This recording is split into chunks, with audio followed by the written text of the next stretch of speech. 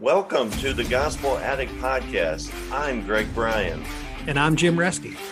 We're gospel addicts because we believe the gospel of Jesus isn't just good news, it's the best news ever. We're addicted to the gospel because it doesn't just start us out in the Christian life, it is the Christian life. Join us as we look at the Bible through the lens of the gospel. Thanks so much for listening. Well, Bill, I'll tell you, I saw, that's why I love your book on the ways of the leader. I just saw very little leadership on Wall Street. But the people are super type A. They went to the best schools, super bright, super accomplished. They're like great sole contributors. But I remember we moved back to the Midwest, and I remember watching like a little league coach, another dad was coaching my kids, and the way he was gathering the kids together and explaining what to do. And, Johnny, you go to second base, and this is what you're going to do, and all that. I thought, this guy's got more leadership in his little pinky. Yeah. Some of the partners I worked with that are making millions on Wall Street. Yeah. They're making all that money. Yeah, but so you could, as long as you made money for other people, you can make a lot of money. So, but not me as a leader. But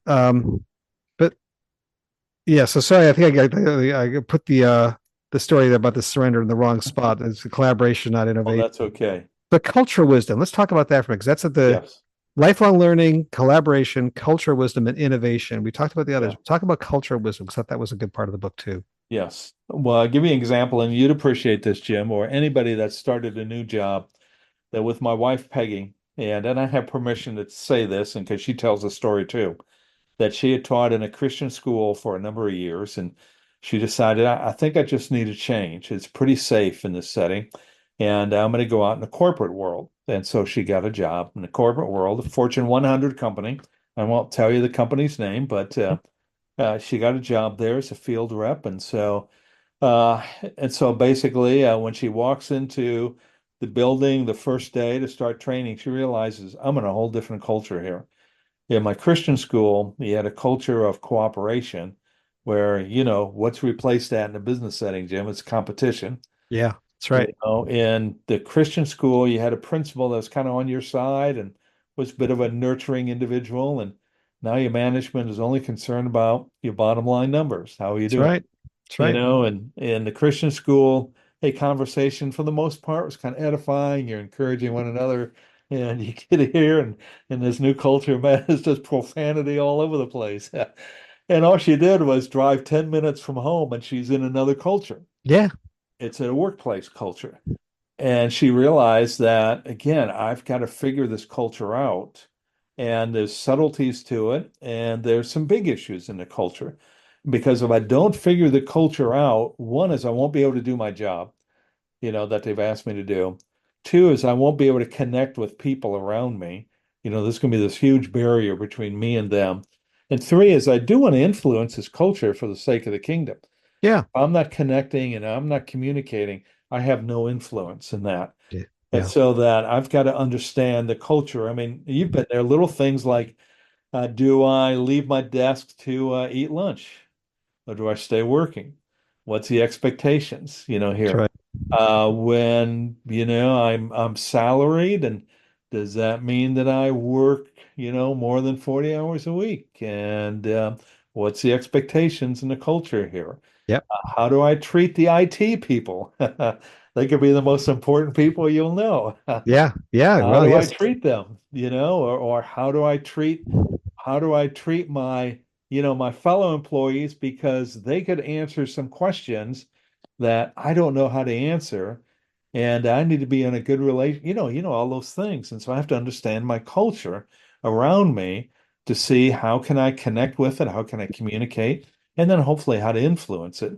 So cultural wisdom is that, and I think of culture as, it's kind of like a group of people hold in common, a common language, common values, a common history or story, and common practices. Yeah. So you think of the law firm you were once employed by, that, boy, obviously there's a whole legal jargon. You got a language. Oh, yeah. Certain values, and particularly a lot of times firms have certain values. And probably, who the firm was named after, that's a story. There's a history there. And then you've got certain practices, and that creates that culture. of that law firm, and another law firm, maybe 2 stories down from you in the same building, maybe have a very different culture. Absolutely. And so you need wisdom. And how do I understand this culture? So again, I can communicate, I can connect with people, and ultimately so that I can, hey, how can I have an influence for the kingdom? And so that being a cultural, what I call then, you need to then become to gain cultural wisdom, I need to become, I call it a culture detective. I'm Hmm. looking for those clues, because what do detectives do? They look for clues, and by looking for clues, they're asking questions, they're making observations, and they're forming deductions. I'm forming Hmm. conclusions about what I ask and what I observe, and I'm forming some deductions about this culture. And so that I become a cultural detective, and I train myself. Yeah, how do I observe, ask questions, make some deductions, and that gives me then cultural wisdom. So Hmm. that's a picture of it. And the way I look at it, Jim, is that there's a macro culture. That is, we talk about the dominant culture of the US. That's oftentimes the white Anglo-Saxon culture, as it were, or it could be the African American culture, the Italian culture, a Hmm. gay culture. Sometimes those are macro cultures, Hmm. bigger groups of people. But then there's micro cultures, like you gave the example earlier in our conversation about your kids. You create a culture in your family. It's a little Yeah. micro culture. And that micro culture, there's certain practices and there's a language and values. And one of the values, okay, dad's going to quote from Proverbs again, and that's something, my kids wouldn't say that about me, but they say that about you. You and Deb have created this micro culture. And Yeah. churches have micro cultures within the larger dominant culture. Dominant culture could again be a northern culture versus a southern culture, or a blue state versus a red state culture, Yeah. Sure. Sure. rural versus urban. Yeah. And then within that, we have these microcultures, workplaces, neighborhoods, families, etc. But in And each one, they have a culture. and then you've had experience coming into different churches, right? And I think you wrote about this in the book. Like you come into different, Yeah. there are different cultures within those churches. Oh, there's huge Like different cultures. discipleship principles, but they're biblical principles. Oh, They're yeah. timeless truth. Oh, oh, Prin- yeah. But Yeah. how they're applied, yeah, I think you told a story about one guy walked in and said, "You can observe all you want, but understand like what do you I forget the word." Yeah, He was he kind said, about it, but like this is my church, right? yeah, this is my church. I Right. said, yeah. And okay, well, I know where Right. I stand. I don't know if I shared in the book, but I've got a friend of mine who's a Lutheran pastor. I can't remember if I. So he took I us. think you did mention. He had a Sunday off, so he decided to go visit a large mega church down in Texas. He's got a Lutheran church in Texas, and he started to go to the neighboring mega church, Southern Baptist mega church. Yeah. And he says, "Man, what a culture experience!" I said, "Well, tell me Right. about it." And he said, "Well, the first thing I walked in and I noticed nobody really greeted me, and so I go and sit down and he says, then I noticed, yeah, we kind of sang a couple of kind of singer kind of songs, and there's some announcements, and then there's a message, and I thought, yeah, sounds a lot like my church." And what he says, and everything's directed towards the platform. There's no interaction. And I said, well, I've been to your church. And so tell me, how's a Lutheran church different in terms of interaction? Yeah. He says, well, it's a lot different. He says, for one, we have responsive readings.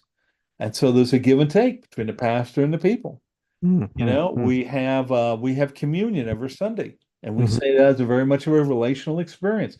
People come forward to take communion, and it's ministered to people individually There's a rather than verb.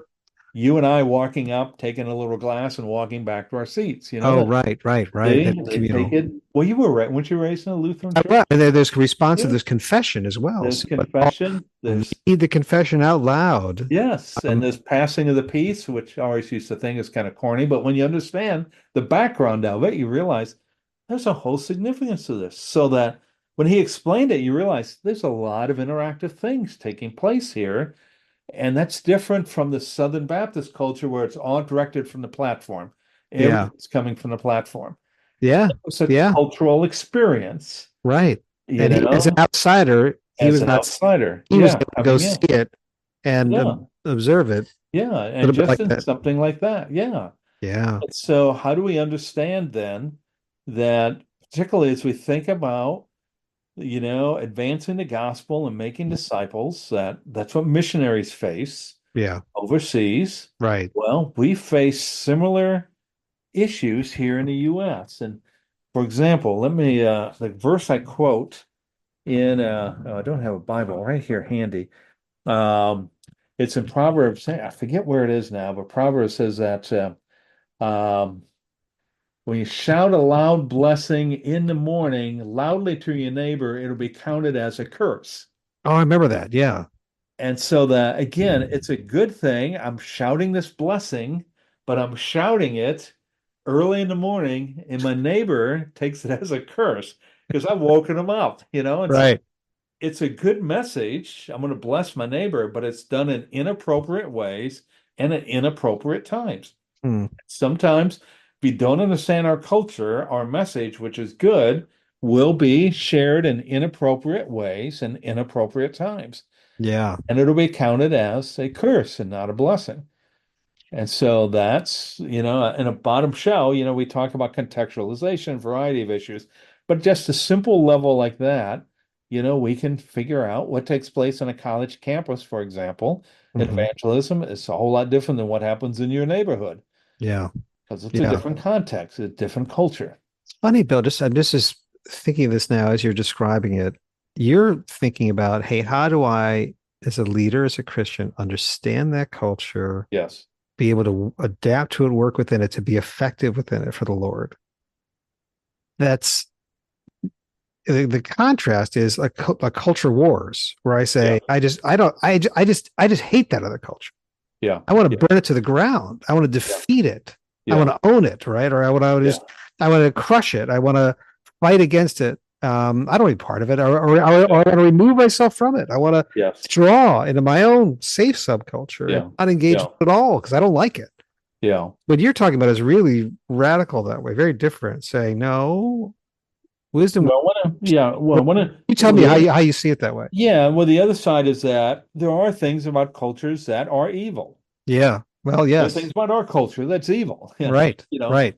And so I don't want to adopt the evil things in a culture or to either embrace or to condone those, but most of the time the issues are usually preferences. That's what I've heard when you talk with veteran missionaries overseas, they tell me this is, well, I just need to keep repeating to myself, it's not wrong, it's just different.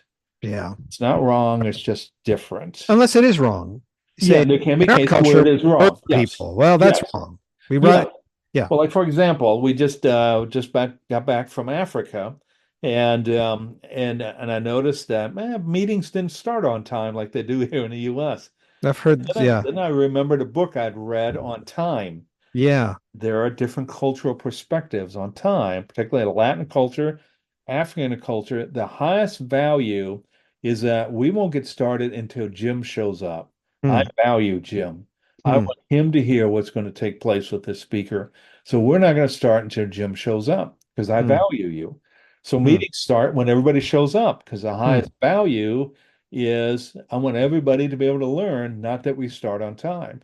Hmm. The Western culture, the highest value is we start on time. Punctuality. That's right. And yeah, and we feel like, boy, that's showing disrespect to somebody by not starting on time. Well, other cultures, the disrespect is that I'm not valuing you as a person. We're just running over you because of the sake of the schedule. And Yeah. so which one is right?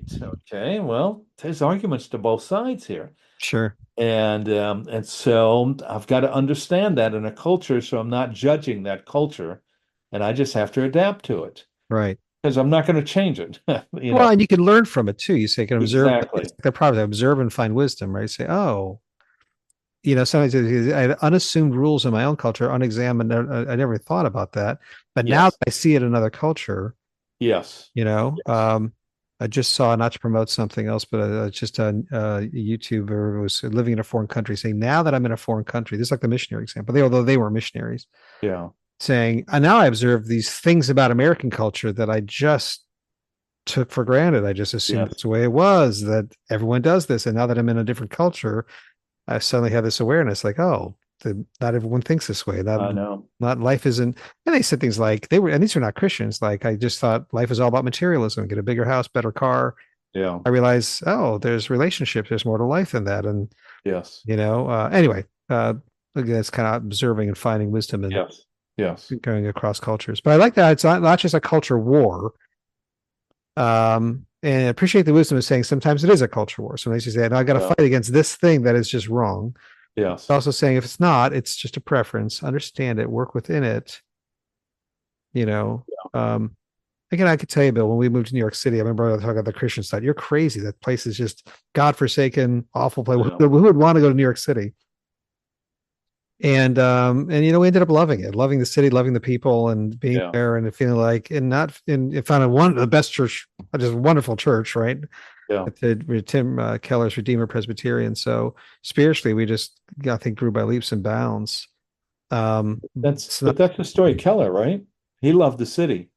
yeah, and I think Adapted. very much so. It was in a lot of his ministry was Hope for New York was very much about the city. Yeah, and he adapted his ministry to the city, Yes. and Yeah. without compromising, but he developed ministry forms that connected with the city Right. without compromising the message. Right.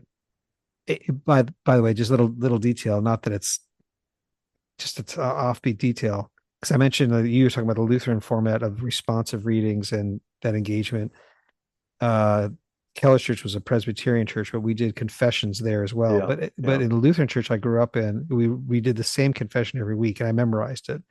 I might give it some time be able to draw it out of memory even now, because we did it as a kid. You just said it again and again and again. But at Keller's church, they were new every time, and they were deep, and they were so convicting. I remember one guy said, "I'm not sure I can keep coming here because the confessions are so convicting. Yeah. They're so deep." And then he had to read this out loud.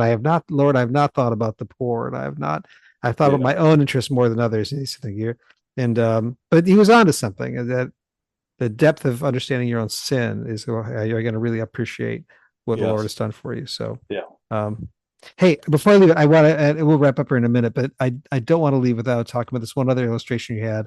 It was a triangle about asking questions. Oh, okay. I loved it. And you had the three sides were timing, type, and trust. And I don't know if you just, I don't want to, is there any thoughts you had on that at all? Because I really like that section. I like this rubric for thinking about how to ask good questions.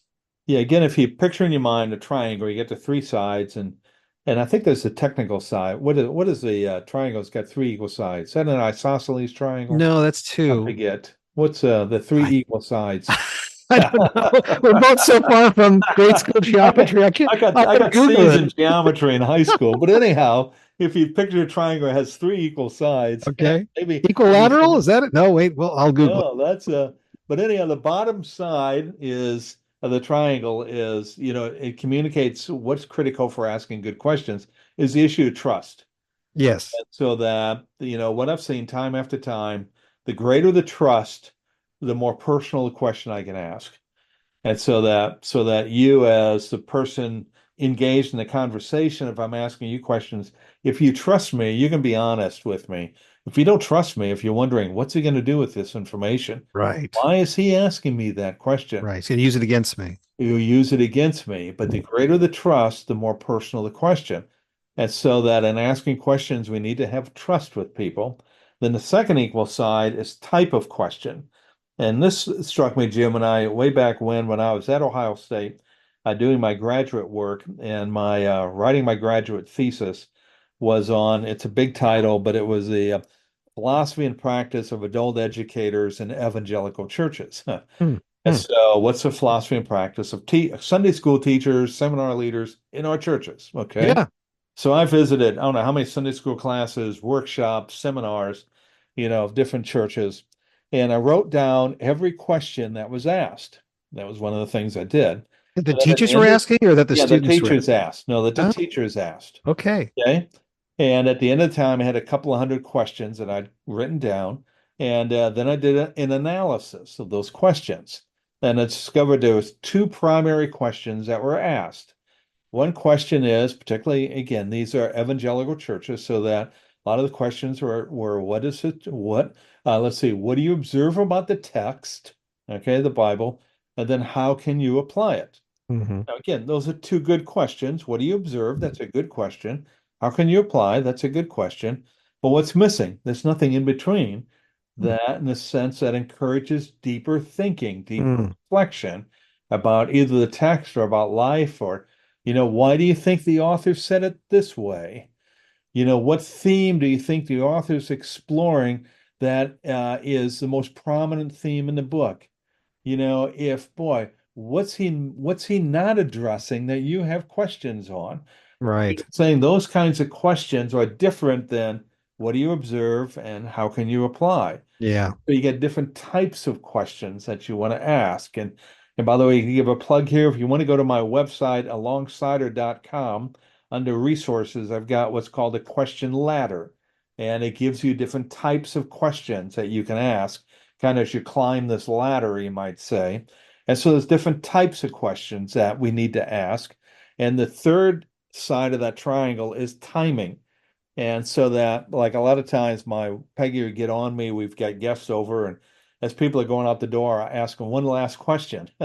Peggy says, "Why are you asking that question? They're getting ready to leave." Yeah. Well, my Right. timing's not good.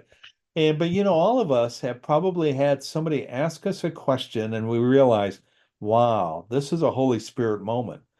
This is an important question. I never thought about this question before. Or yeah.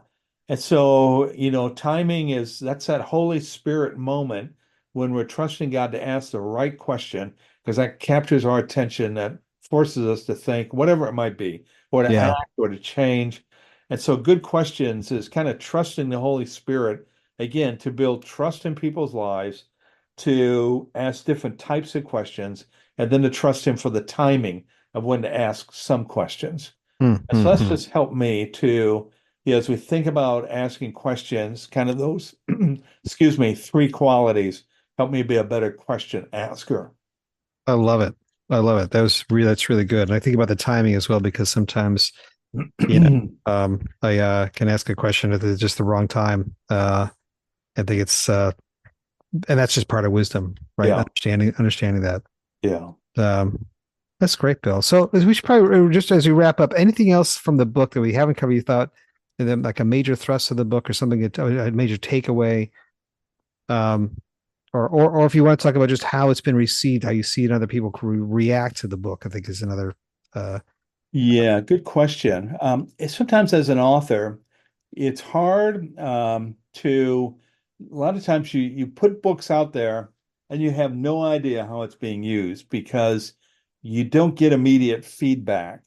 In other words, if I got a small group of people and we're talking about the book together, then okay, I can see the feedback. But I think mhm. that's one of the challenges in writing is you get something out there, you're just not sure how it's being received and whether people have questions. I think that's a skill in writing, I find, is that how can I make sure that it's clear enough that no matter who's reading it out there, that they could grasp what I'm trying to say. There's not an obscurity about it. And to me, that's part of the craft of writing is that a lot of times I'm writing to a skeptic, of Mm. somebody that's going to debate with me. Mhm. Mhm. And so how do I write in a way to kind of communicate what I'm saying? By the way, when I took a philosophy class in graduate school, there was only two things I remember from the class, and one of them was he said, "Good philosophy always justifies and clarifies." And I thought that's how we write. We want to justify our main points, and we want to clarify what we're saying, make sure it's clear. But Right. justify, and probably the same thing in legal speak. You want to Yeah. justify and But clarify. you're also anticipating objections Yes, and yes, answering those. So your part of your clarification is yes, I'm thinking, well, I know what you're going to be asking. As I say this, I know yes, what you're going to be you're objecting to, or how you're going to object. And let me address that yes. up front. Yes, and so what I'm saying is that not to cop out of your question, but sometimes it's hard to know. You hear secondhand how people are using the book. Yeah. So again, I don't want to turn it into an infomercial, but it has been received well by people. And I think if I had to say one last thing, is that in the last chapter I talk about the choices that we face, and really it's the choices about wisdom. And that, and in one chapter, one section of the chapter says, I choose the chase over passivity. And I Yeah, I start remember out that. with the example of my dog, and my dog Ginger is a coon hound. And so when we let her outside in the early morning, first thing she does, she pauses on the step. And so as a coon hound, she's smelling and observing the yard. And a lot of times you'll see a squirrel and you see her pause, and then she chases that squirrel, but she never catches it. And she's treed the squirrel like a good coon hound dog. And but boy, she just, from that crouching position, she's taken off. And I think that's like us, that we just need to be people who are chasing after wisdom. Mm, And that mm. passage in Proverbs 2, and I quote it here, if you call out for insight, raise your voice for understanding, seek it like silver, search for it as a hidden treasure, then you will understand the fear of the Lord and Yeah. you'll find wisdom. And so that we can't be passive about this, that we're pursuing wisdom, and that and this requires effort on our part. And so that, and it demands me, this is what's interesting, it demands me to think, that there's this passage in Proverbs 1, right in the beginning. He talks about to his son, and he says that, and I want you to choose wisdom, and he refers to it as a riddle and to understand the riddles. And I don't know about you, but we don't use riddles much anymore. But I hate riddles. And one Mm, of the reasons I hate them is it forces me to think. And sometimes I don't like to think. It's hard work. And mhm. so chasing after God's wisdom means that I've got to stop. And like you were saying earlier, I got to linger. I've got to Mm, pause. I've got to think. I've got mm. to pay attention. Particularly, I got to wrestle with the text in this case. And that takes work. And it's easy to pass it over and not put the effort into it, not to chase after it. Yeah. And so that's, I guess, to end it is that that we want to chase after and capture God's wisdom, that we catch wisdom when we make the effort, take time to think, and experience the fruit of discernment. And so we need to move from passivity to this attitude of a chase. We're seeking it like silver, searching for it as for hidden treasure. I So love I it, guess Bill. I'll close it with kind of that thought.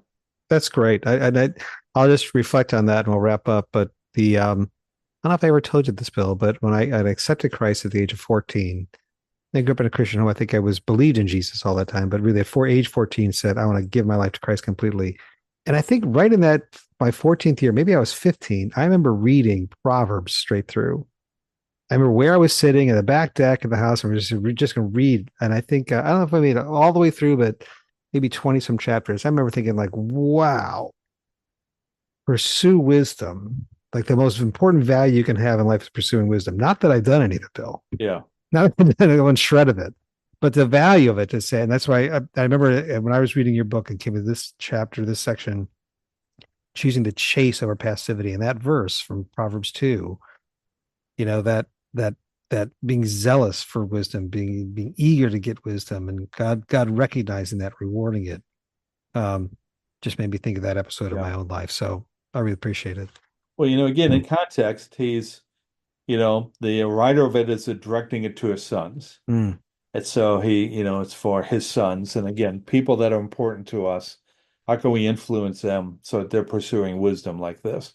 And again, that's the context. How are we influencing, challenging others to pursue, the fear of God, which is the That beginning of all wisdom? the book is called The Ways of the Leader by Bill Mowry. Bill, it's been such a pleasure having you on. Really appreciate your Well, podcast. thank you, Jim. Yeah, well, it's been fun talking with you on this. Always great to talk to you, Bill. Thank you, Thanks. Jim. Thanks for listening to this episode of the Gospel Addict Podcast. Feel free to contact us via email at gospeladdictpodcast@gmail.com. Stay tuned for our next episode, and remember, on your worst days, you're never beyond the reach of God's grace, and on your best days, you're never beyond the need of God's grace. See you next time.